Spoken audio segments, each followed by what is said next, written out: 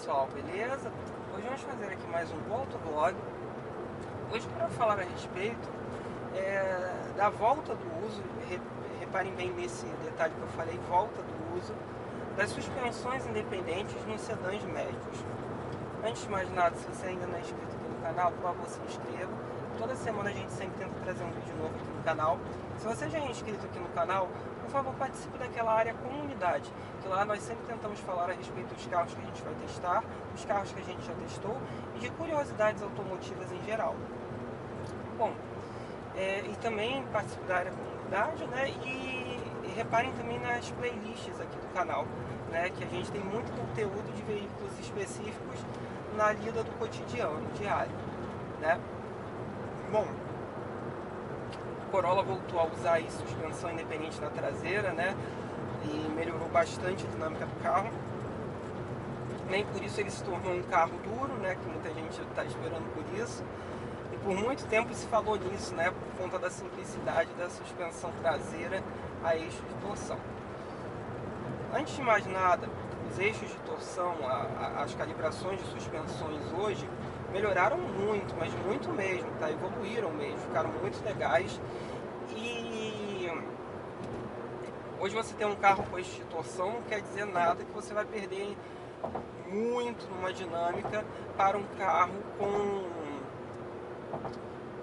suspensão independente, tá? Isso daqui é um exemplo. Esse carro é eixo de torção aqui na traseira, é um carro que tranquilamente faz muita curva, faz mais curva que muito carro de suspensão independente por aí.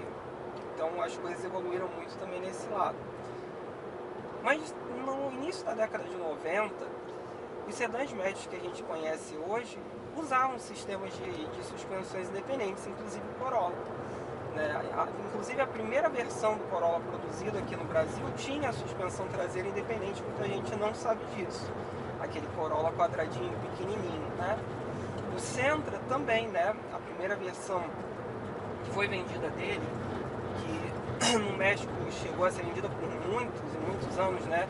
O chamado Nissan Tsuru, também usava suspensão independente na traseira. Por quê? Era uma forma do carro ganhar muita dinâmica, né? Ali no final da década de 80 para o início da década de 90, o carro ficava muito interessante de se guiar. E eles conseguiam fazer uma certa equiparação com conforto, mas perdiam um pouco o conforto para o eixo de torção. O tempo foi passando, primeiramente por questões de custo, obviamente, eles deixaram de usar esse tipo de suspensão na traseira do carro. Voltaram aos eixos de torção, perderam alguma coisa em dinâmica, né? Tudo bem que se a gente for pensar que o Sentra e o Corolla são carros que não tiveram nunca prioridade na parte dinâmica, né? São carros que estão muito mais ligados à parte do conforto, é algo mais relativamente aceitável, né? Então assim, eles deixaram de usar essa parte, né?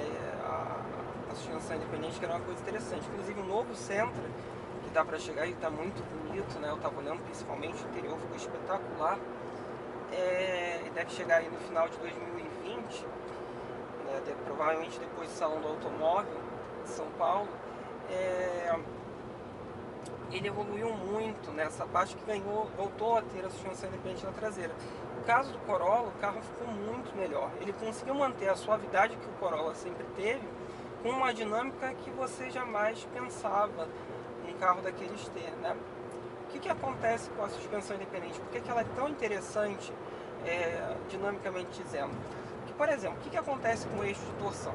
Quando você cai no buraco, por exemplo, aqui, eu vou sentir nas duas rodas traseiras, né? Um buraco em curva, você consegue observar isso melhor, né? Quando você cai no buraco, ele puxa a roda que não caiu no buraco, né? E você tem uma certa desestabilidade na dinâmica momentânea. Uma coisa assim, ai meu Deus, eu vou perder o controle do carro, vou bater. Não, não é. Mas você sente isso. A suspensão independente não. Se uma roda cai no buraco, a outra ela continua ali firme no chão e você consegue manter a dinâmica. Você consegue também compor algum diâmetro de esterço da roda, não é assim, tipo, a roda vira toda, né, com as rodas da frente do carro, mas o carro passa a ter uma possibilidade de um leve diâmetro de giro. Até na década de 90 se usava isso muito, né? Os eixos traseiros direcionais, né? Então você consegue fazer o carro acoplar melhor numa curva, né? Então é uma coisa que de fato é bastante interessante. Mas no início você perdia um pouco em conforto quando você passava muito em regularidade, que ela batia um pouco a mais e elas tinham a tendência a ser um pouco mais duras do que os eixos de torção convencionais. Hoje isso tudo acabou, primeiro por conta da melhor calibração, né, das suspensões, e o carro ele consegue manter o mesmo conforto, sendo que ele não ganha ainda em dinâmica, né? Então foi uma coisa que eu achei muito legal de estar voltando, né? A única parte que ela é ruim, primeiro que ela tem um custo de produção maior, mas aí é inevitável porque ela é mais complexa, então é óbvio que ela vai ter um custo de produção maior. E segundo, que na hora de você fazer um alinhamento, balanceamento do carro, você tem que alinhar e balancear os 4 pneus, né? Vocês não... Aliás, tem os 4 eixos do carro, melhor dizendo. E quando você alinha e balanceia o carro, o eixo traseiro ele não tem nenhuma mudança. Não sei que o carro leve uma porrada muito forte, é que o eixo de torção ele tem que ser alinhado novamente, né?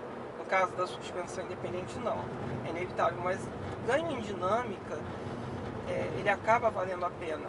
E hoje com a suavidade que eles conseguiram fazer com que a suspensão tenha, né?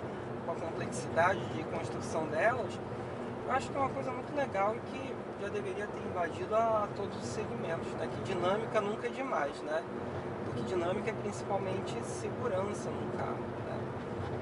Você dirige com mais tranquilidade, você consegue segurar o carro melhor numa curva, você sempre tem muito mais aderência, então é uma coisa bastante interessante, tá bom? Então é isso então, pessoal. Curtam, compartilhem, se inscrevam no canal. Se vocês têm alguma dúvida, postem aí embaixo que eu tenho como respondendo. Se vocês querem que eu teste algum carro específico, me informem aí embaixo que eu tento arranjar e falar a respeito das minhas impressões após guiar para vocês. Olha o consumo maluco que o 308 está fazendo nesse momento. Acabamos de virar 14 km por litro de álcool.